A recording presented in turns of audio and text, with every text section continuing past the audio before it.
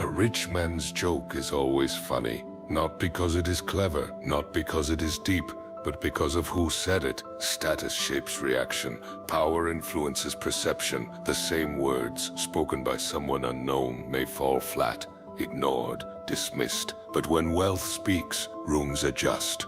Laughter becomes automatic. Agreement becomes instinctive.